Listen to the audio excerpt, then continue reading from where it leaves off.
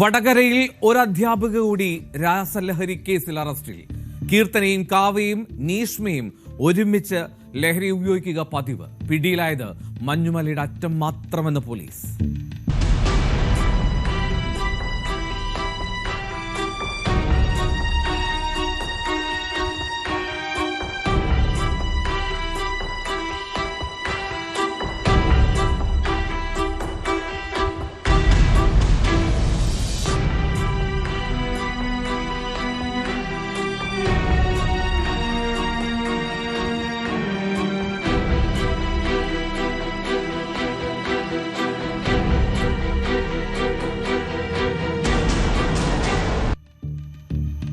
Perambra BRCയിലെ specialist അധ്യാപികയായ ആവള കൂട്ടോത്ത് സ്വദേശി നീഷ്മയാണ് ഏറ്റവും ഒടുവിൽ പിടിയിലായത്.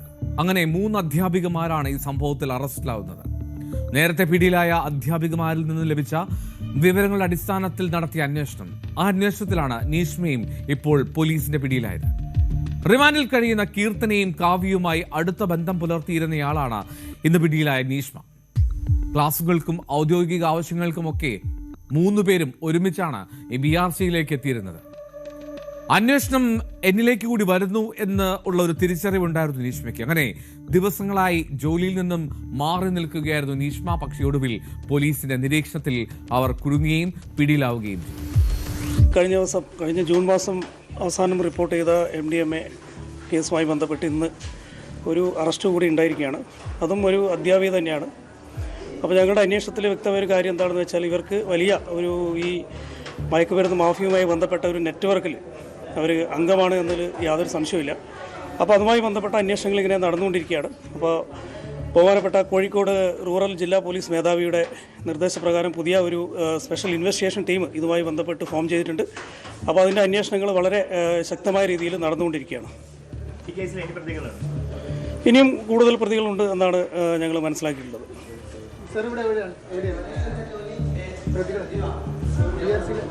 ഇന്ന് അറസ്റ്റ് ചെയ്ത പ്രതി നീഷ്മ എന്ന അധ്യാപികയാണ്. അവരും പേരാമ്പ്ര BRCയുടെ അണ്ടറിൽ ജോലി ചെയ്തിരുന്ന ഒരു അധ്യാപികയാണ്. പേരാമ്പ്രയിൽ MDMAയുമായി ഒരു യുവാവ് പിടിയിലായതോടുകൂടിയാണ് ഈ സംഭവങ്ങൾക്കൊക്കെ തുടക്കമാവുന്നത്. ഇയാളിൽ നിന്ന് ലഭിച്ച ചില വിവരങ്ങൾ, അതിന്റെ അടിസ്ഥാനത്തിലാണ് ആദ്യം കീർത്തന എന്ന അധ്യാപിക അറസ്റ്റിലാവുന്നത്. ഈ കാണുന്നതാണ് കീർത്തന. അധ്യാപിക എന്ന ഒരു വേഷം അത് മറയാക്കി വ്യാപകമായി MDMA വിറ്റഴിച്ച ഇവർ ഒരുപാട് സാമ്പത്തിക നേട്ടങ്ങൾ, സാമ്പത്തിക ഇടപാടുകൾ നടത്തിയെന്ന് പോലീസിന്റെ അന്വേഷണത്തിൽ തെളിഞ്ഞു. ഈ പ്രതികളുടെ ബാങ്ക് അക്കൗണ്ടുകളിൽ നിന്ന് ഇതിനുള്ള ചില തെളിവുകളും പോലീസ് ശേഖരിച്ചു. ഈ കീർത്തന നൽകിയ, അതായത് ആദ്യം അറസ്റ്റിലായ കീർത്തന നൽകിയ വിവരങ്ങളുടെ അടിസ്ഥാനത്തിലാണ് രണ്ടാമത് അറസ്റ്റിലാവുന്ന കാവ്യയിലേക്ക് അന്വേഷണം നീണ്ടതും അവരെ പിടികൂടുന്നതും. ലഹരി വസ്തുക്കൾ ആവശ്യപ്പെടുന്നവർ പണം അവരുടെ അക്കൗണ്ടുകളിലേക്ക് ഓൺലൈനായി അയക്കും. എന്നിട്ട് അവർ നൽകുന്ന നിർദ്ദേശത്തിന്റെ അടിസ്ഥാനത്തിൽ മറ്റ് ചില അംഗങ്ങൾ ലഹരി എത്തിച്ചു കൊടുക്കും. അങ്ങനെയായിരുന്നു ഇവരുടെ രീതി. 3 പേരും ലഹരി ഉപയോഗിക്കുന്നവരാണെന്നും പോലീസ് വ്യക്തമാക്കുന്നു. ഇതിൽ മറ്റൊരു പ്രധാനപ്പെട്ട ഒരു കാര്യം എന്താണെന്ന് വെച്ചാൽ ഈ 3 അധ്യാപികമാരും ഈ സിന്തറ്റിക് ഡ്രഗ്സ് ഉപയോഗിക്കുന്ന ആൾക്കാരാണെന്ന് ഞങ്ങൾക്ക് അന്വേഷണത്തിൽ വ്യക്തമായിട്ടുണ്ട്. അപ്പോൾ അതിനെ സംബന്ധിച്ചും ശക്തമായ അന്വേഷണങ്ങൾ നടന്നുകൊണ്ടിരിക്കും. അതിൽ യാതൊരു ഇവരുടെ ബാങ്ക് അക്കൗണ്ടുകളും അതുപോലെ തന്നെ മറ്റ് പ്രധാനപ്പെട്ട കാര്യങ്ങളെല്ലാം തന്നെ ഇതുമായി ബന്ധപ്പെട്ട സാമ്പത്തിക സ്രോതസ്സുകളെക്കുറിച്ച് ശക്തമായ അന്വേഷണം വരും ദിവസങ്ങളിൽ ഉണ്ടാവും.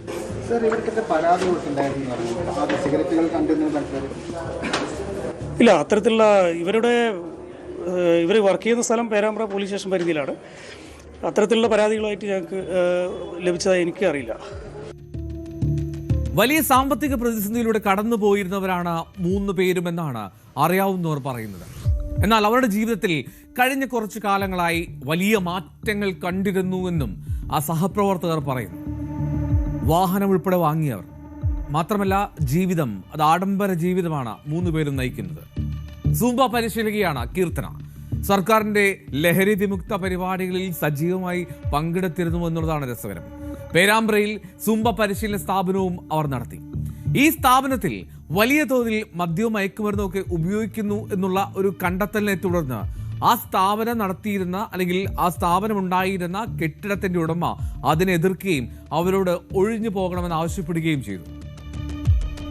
ബൈപ്പാസിനോട് ചേർന്ന് കീർത്തനയും കാവ്യയും നടത്തിയിരുന്ന ഒരു ബൺമസ്ക സ്ഥാപനമുണ്ട്. ബൺമസ്ക ഈ സമയത്ത് വലിയ ഹിറ്റാണല്ലോ. അപ്പോൾ ബൺമസ്ക സ്ഥാപനത്തിൽ അർദ്ധരാത്രിയിൽ ബൈക്കിലും കാറിലുമൊക്കെ ഒരുപാട് യുവാക്കൾ വന്നു പോയിരുന്നുവെന്നും നാട്ടുകാർ പറയുന്നു. ഇപ്പോഴാണ് അവർക്ക് അതിൽ കൂടുതൽ സംശയം തോന്നുന്നത്. ചെമ്പ റോഡിലെ ഒരു ബിൽഡിങ്ങിൽ ഇവർ സൂംബ ട്രെയിനിങ് നടത്തിയിട്ടുണ്ടായിരുന്നു സ്ഥാപനം. ആ സ്ഥാപനം പിന്നീട് അവർ കൊണ്ട് നിർത്തിക്കുകയുണ്ടായിരുന്നു. ആ ഭാഗങ്ങളിൽ പിന്നെ പ്രാദേശികമായ പരാതികൾ ഉണ്ടാവുകയും പിന്നെ ഇവർ അവിടെ മദ്യക്കുപ്പികളൊക്കെ കിട്ടുന്ന സാഹചര്യമൊക്കെ ഉണ്ടായിരുന്നു. അപ്പോൾ അതിനുശേഷം പിന്നെ ഇവർ ആ ഒരു പരിപാടി നിർത്തിച്ചു. ബൺമസ്ക അവിടെ ഉണ്ടായിരുന്നു. അത് സോഷ്യൽ മീഡിയയിലൊക്കെ ഒരു ട്രെൻഡായ ഒരു സമയം ഉണ്ടായിരുന്നു. ആ സമയത്ത് ഈ രാത്രി സമയത്തൊക്കെ ഒരുപാട് യുവാക്കളൊക്കെ അവിടെ വന്നുകൊണ്ടായിരുന്നു ഈ ബൺമസ്ക വാങ്ങിക്കൊണ്ടത്. ഇപ്പോൾ നമ്മൾ സംശയിക്കുകയാണ് അത് ബൺമസ്ക മാത്രമാണോ വിറ്റതെന്നുള്ളൊരു സംശയം ഉണ്ടാവുകയാണ്. ഇപ്പോൾ ഓരോ കാര്യങ്ങളും ഇങ്ങനെ പുറത്ത് വന്നുകൊണ്ടിരിക്കുകയാണ് ഓരോ കാര്യങ്ങൾ. ഈ 3 പേരെയും കസ്റ്റഡിയിൽ വാങ്ങി ഒരുമിച്ചിരുത്തി ചോദ്യം ചെയ്യാനാണ് പോലീസിന്റെ ഇനിയുള്ള നീക്കം. ഈ സംഭവത്തിൽ കൂടുതൽ ഉദ്യോഗസ്ഥർക്ക്, കൂടുതൽ അധ്യാപകർക്ക് പങ്കുണ്ടോ എന്നൊക്കെ പരിശോധിക്കാനാണ് തീരുമാനം. കുട്ടികൾക്ക് ഇവർ ലഹരി കൈമാറിയോ എന്നുള്ളതും അന്വേഷണത്തിന്റെ പരിധിയിലുണ്ട്. എന്താണെങ്കിലും പിടികൂടാൻ കഴിഞ്ഞത് വലിയൊരു മഞ്ഞുമലയുടെ ഒരു അറ്റം മാത്രമാണ് എന്നാണ് പോലീസിന്റെ നിഗമനം. ഈ അധ്യാപികമാർ ആയതിനാൽ ഇവർ കുട്ടികളെ ഏതെങ്കിലും തരത്തിൽ ലഹരി സംഘങ്ങളുടെ ഭാഗമാക്കിയിട്ടുണ്ടോ, അതായത് ലഹരി കച്ചവടത്തിന് കുട്ടികളെ കരിയർമാരായി ഉപയോഗിച്ചിട്ടുണ്ടോ എന്നൊക്കെ പോലീസ് സംശയിക്കുന്നു. ആവശ്യക്കാരിൽ നിന്ന് പണം അക്കൗണ്ട് വഴി വാങ്ങി അവർ നൽകുന്ന ലൊക്കേഷനിൽ എത്തിക്കുകയായിരുന്നല്ലോ പതിവ്. കാവ്യയ്ക്കും കീർത്തനയ്ക്കും നീഷ്മയ്ക്കും കമ്മീഷൻ വ്യവസ്ഥയിലാണ് തുക ലഭിച്ചിരുന്നതെന്നാണ് പോലീസ് കരുതുന്നത്. പക്ഷേ അവർ പറയുന്ന കണക്കിനോട് അവർക്ക് യോജിപ്പില്ല. കാരണം 50,000 രൂപയ്ക്ക് 3,000 രൂപ കമ്മീഷൻ എന്നാണ് ആ പിടിയിലായ ശേഷം അവർ പോലീസിന് മൊഴി നൽകിയത്. പക്ഷേ ഇത് പോരാ എന്നാണ് പോലീസ് പറയുന്നത്. പോലീസ് അത് പൂർണ്ണമായും വിശ്വസിച്ചിട്ടുമില്ല. MDMA ഇടപാടുകാർ ഇവരുടെ അക്കൗണ്ടിലേക്ക് അയക്കുന്ന പണം സ്വന്തം ആവശ്യത്തിനായി അവർ 3 പേരും ഉപയോഗിച്ചിരുന്നുവെന്നും പോലീസ് കണ്ടെത്തിയിട്ടുണ്ട്. അതായത് കൂടുതൽ കണ്ണികളായിട്ട് ഇവർ പ്രവർത്തിക്കുന്നു എന്നുള്ളത് വ്യക്തതയാണത്. ബംഗളൂരുവിലെ ഒരു സുഹൃത്ത് വഴിയാണ് ഇവർ ആദ്യമായി ഈ രാസലഹരി ഉപയോഗിക്കുന്നത്. പിന്നീട് ആ ഇഷ്ടം കൂടി വിൽപ്പനക്കാരായി മാറുകയായിരുന്നു. ലഹരി മാഫിയ കണ്ണിയുമായി ബന്ധമുണ്ടെന്ന് കണ്ടെത്തി ആ BRCയിലെ 3ാമത്തെ അധ്യാപികയും പിടിയിലായതോടെ നാട്ടുകാർക്കും ആശങ്കയുണ്ട്. കാരണം സ്പെഷ്യൽ ടീച്ചേഴ്സാണ്, സ്പെഷ്യൽ ട്രെയിനേഴ്സാണ്. അവരെങ്ങനെയാണ് ആ പാവപ്പെട്ട വിദ്യാർത്ഥികളെ ഉപയോഗിച്ചത് എന്നുള്ള വലിയ ചോദ്യം ബാക്കി.